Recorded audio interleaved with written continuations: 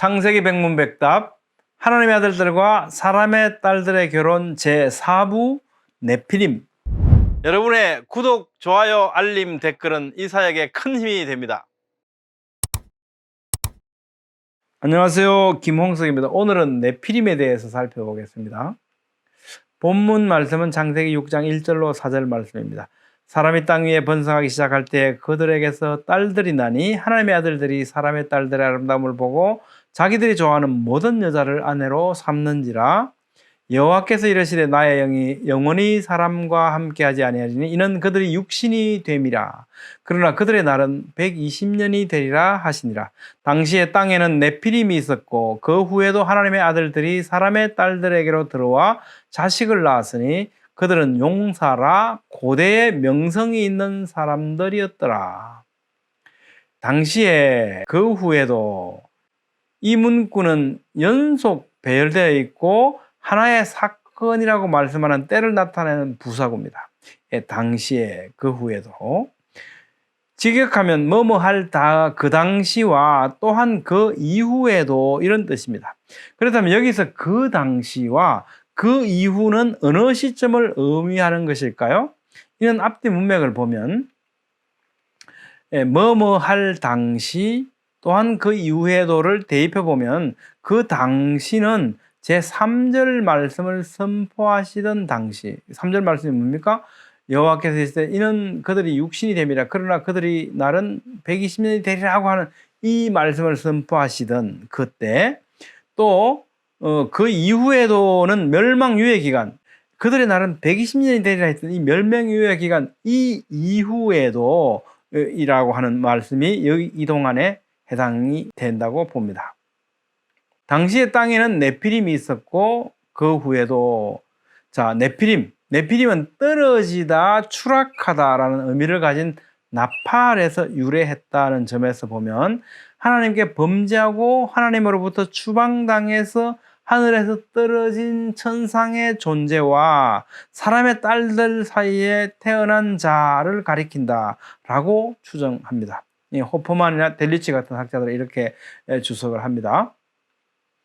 또한 문맥상 네피림은 이어지는 서술이 설명하는 바에 따라 하나님의 아들들과 사람의 딸들 사이에 태어난 자식들로서 비정상적인 죄악의 결실이었죠.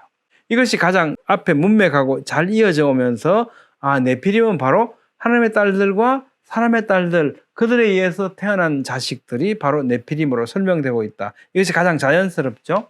그래서 하나님께서 120년 후에 모두를 멸하시겠다고 말씀하시는 것과 잘 부합이 되죠. 이들을 포함한 모든 인류를 말씀하는 거죠. 120년 후에 멸하시겠다. 노아 홍수에 대한 경고의 말씀이죠. 한편 이 단어는요, 거인을 의미하는 일반 명사이기도 합니다. 따라서 민수기 13장 33절에서 아낙 자손 거인들에 대해서 네피림의 후손이라고 말하는 것은 창세기 6장 4절 본문의 네피림을 염두에 둔 은유적인 표현일 수도 있고요. 또는 이 단어, 네피림 단어가 일반 명사로서 거인을 의미하기 때문에 거인의 의미로도 해석할 수 있게 됩니다. 민수기 13장 33절. 그러니까 모세가 이제 정탐꾼들을 보내서 가나안 땅을 정탐하고 나서 와서 이제 보고하잖아요. 그 문맥이죠. 거기서 보면 이렇게 말하잖아요. 거기서 네피림 후손인 아낙 자손의 거인들을 보았나니 우리는 스스로 보기에도 메뚜기 같으니 그들이 보기에도 그와 같았을 것이니라. 이 네피림의 후손 아낙 자손 이렇게 말한다는 거예요. 이 네피림은 바로 앞에서 말씀드린 바와 마찬가지로 창세기 6장 4절의 네피림의 은유적 표현이거나 또는 일반 명사로서의 거인이라는 의미를 갖고 있는 단어의 사용이라고 볼 수 있다는 겁니다. 왜 이 말씀을 드리냐면 어떤 분들은 이 네피림을 보고 창세기 6장 4절에 그 네피림이 계속 존재해 온 것이 아니냐라고 하는 의문을 품기 때문에 말씀드리는 겁니다. 창세기 6장 4절에 그들은 용사라 고대의 명성이 있는 사람들이었더라. 그들은 용사라. 인칭 대명사 햄마는 그들이라는 뜻으로 네피림을 가리키고 있어요. 그 네피림은 용사였다는 거죠. 핫기뿌림은 강하다, 용사였다라고 우리가 번역했지만 강하다, 뛰어나다, 견고하다, 교만하다 등의 뜻을 가진 까바르에서 유래했습니다. 그러니까 이 네피림은요, 힘이 세고 아주 명석해서 사람들의 지도자가 되었다라고 하는 의미를 가지고 있습니다. 명성이 있는 사람들이었다. 명성이 있는 사람들이란 뜻은요, 이건 이름만 들어도 알 수 있을 만큼 잘 알려진 사람들을 의미하는 거죠. 그 시대에 그 사람들에게는 아주 유명했다. 그런데 문맥상 이 유명세는요, 정의롭고 용감한 의인으로서라기보다는 강한 힘과 뛰어난 능력으로 공포감을 주었던 이런 존재로 해석이 됩니다. 거인의 유골들과 화석들이 오늘날도 많이 발견이 되는데요. 우리의 상식을 뛰어넘는 거대한 유골들이 많이 있습니다. 그렇지만 그 흔적들이 노아홍수 이전에 살았던 네피림의 흔적이라고 확정할 수는 없어요. 근데 다만 화석 증거들은 확실히 우리 상식을 뛰어넘게 거대한 흔적들을 우리에게 보여주고 있습니다. 이것은 분명한 관찰된 사실인데요. 몇 가지 살펴보겠습니다. 1950년대 후반 터키 남동쪽 유프라테스 계곡에서 도로 공사 중에 34구 정도의 거대한 거인들의 유골이 발견이 돼요. 이게 도대체 분명히 사람의 인골처럼 보이는데 너무 크니까 이게 진짜 사람 유골이 맞을까 하고 마운틴 블랑코 파슬 뮤지엄, 이 화석 박물관을 운영하는 이분에게 의뢰를 합니다. 그래서 이때 이 의뢰된 유골이 이제 바로 이분이 이제 박물관에 이렇게 비치하고 있는 이 유골인데요. 대퇴골 길이가 120cm이고, 그러면 신장이 한 4.2m 내지 4.8m. 최홍만 씨름 선수 있잖아요. 그 사람의 한 2배가 되는 거죠. 발이 56cm, 팔이 한 1.8m 되는 이 정도의 유골이 나와서 이게 한두 구도 아니고 34구 정도가 나오니까 너무 당황스러웠죠. 그래서 바로 이 화석 박물관 큐레이터한테, 박물관장한테 보냈던 겁니다. 이분이 이제 이거 사람이 윤골이 확실하다라고 이제 확정을 해주면서 그 중에 하나를 얻어서 자기 박물관에 전시하고 있는 모습입니다.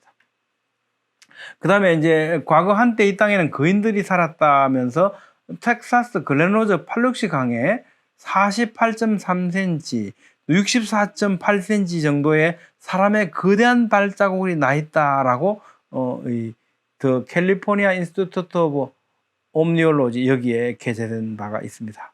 이런 거인의 발자국들은 과거에 살았던 사람들이 우리가 생각하는 것보다 훨씬 컸었다는 실제적인 증거가 됩니다. 이 키가 얼마나 되겠냐? 사람의 발자국이 이만큼 컸다면 64.8cm라면 4.7m 정도의 이 신장을 가졌을 것으로 추정이 됩니다. 이것이 이제 현장의 사진이고요. 그 다음에 고고학자 필리에 의해서 1979년에 발표된 내용을 보면 미국 네바다주의 카슨 근처에서 사람 발자국들의 일렬로 나 있는 행렬이 발견됐는데 그것들은 너무나 명확했고요. 의심의 여지 없이 사람에 의해서 남겨진 발자국이었는데 그 발자국 크기가 너무나 거대했다는 겁니다. 이런 발자국들을 우리에게 보여주고 있습니다. 여러분 어떻게 생각하십니까? 오늘은 창세기 6장의 하나님의 아들들과 사람의 딸들 사이에 태어난 네피림에 대해서 살펴봤습니다. 다음 시간에는 노아홍수 물심판이 있게 된 원인에 대해서 살펴보도록 하겠습니다. 감사합니다.